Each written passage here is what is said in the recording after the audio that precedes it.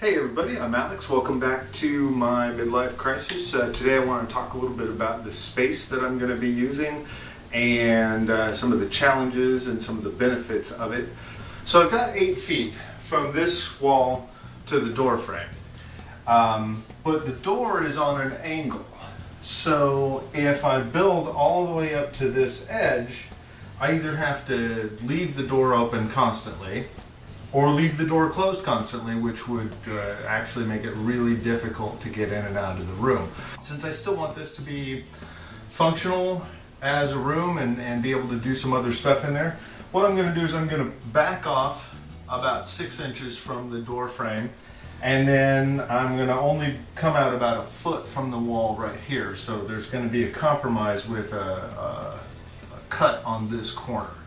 I could come all the way back like a full foot away and go straight, or I may go out and have an easement there. I don't know yet. On the other side of this, I've got 6 feet between the corner and the window. So here to here is a full 6 feet. I could go in front of the window, but I'm not going to. For in scale, I think 7.5 feet by 6 feet is more than large enough, and I've already drawn up a couple of different ways that I can utilize this space. Let's take a look at it. Alright, so we're going to start here. This is the simplest layout. As you can see, it's 2 feet deep, 2 feet deep. This is 6 feet to here. This is 7.5 feet to here, and then I've got a relief cut in right there to open and close the door. Now you may look at this and feel like, oh wow, this is going to be very rigid. There's going to be a very regulated kind of mechanical look to this. But just because your outline of your bench work is square, that doesn't mean that your layout has to follow these lines. You don't have to have a rigid line here and a rigid line here and a specific corner here and a specific U there. You really don't have to do that. This offers some really interesting opportunities for like a gentle curve along this spot. Definitely a nice curve that you could do here. And you could come across the middle there. So this is the simplest and easiest bench work, and just because it's square doesn't mean that your layout would have to be square.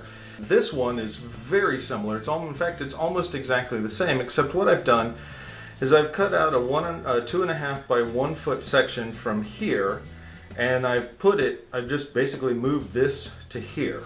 Now, I think this is a lot more visually interesting from the standpoint of the bench work. It's still very easy to do. It's very easy to cabinet, bookcase, cabinet, however you want to do it. So this is very easy to build the substrate for, very easy to build the top for, and while you limit yourself a little bit in this area for what you can do, you do actually have full access here. It's a lot easier to access that, whereas from here you're looking at 30 inches, 30, maybe a little bit more than 30 inches from here to here. It's a little bit of a reach. Here you're well under that if you need to reach into that back corner. All of this stuff is important. The layout on top is important, but what's underneath it is also important because your underlying structure really dictates what you can and can't do. Now this is a variation on that, where I have taken all of the reliefs and just kind of made it a little bit more of a flow kind of thing. Now this starts to get complicated. The bench work starts to get a little bit more challenging to put together, and it also becomes more challenging to where am I going to put my cabinets, because if there's an overhang you can't pull a drawer out.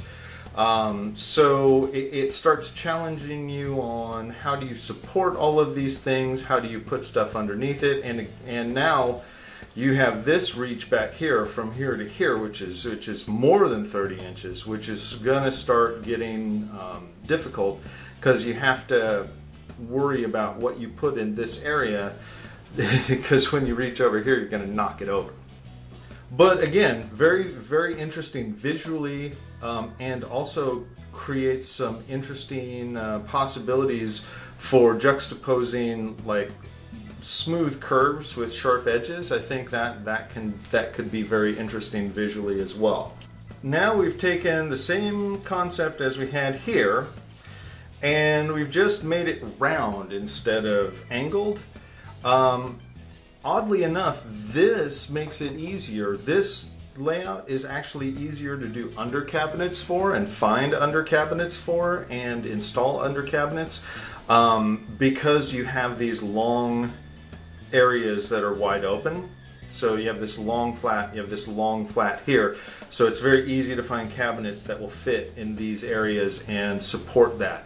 And you can, put out little things under here and legs, and of course attached to the walls along the back.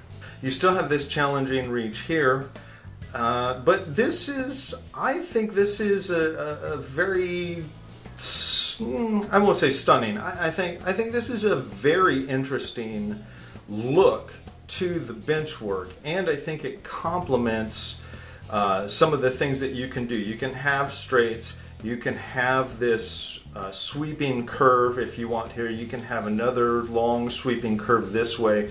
One of the things I like to see the train curved away from me. So I would have to put in some kind of sweep here, some kind of sweep there, but curving toward you is also nice. And this also gives you access, these straight bits here where you can add cars on very easily. And again, you're not limited by the outlines of this as to what you want to do. And I'm not looking at track layouts or anything right now. I'm just looking at benchwork and some of the things that you can do. Now this is probably my favorite benchwork visually. Like when I look at this, I really like this, and I think that this just lends itself so well to this. I can just picture this, an incredible double line sweeping, around this entire thing, and that is very appealing to me on a mental and a visual level. However, building the under cabinets for this is really, there's just, if I do something like this, I would have to go with custom cabinets underneath. I couldn't just go down to, what I'm planning on doing is go down to the Restore, local Habitat for Humanity Restore, and buy some old kitchen cabinets that people have taken out and donated. This is probably the least likely direction that I'm going to go, even though I find this the most visually appealing from the standpoint of the benchwork. This route here with the rounded ones, and the very first one that I did, which is the simplest, are, I think, my two most likely choices for benchwork.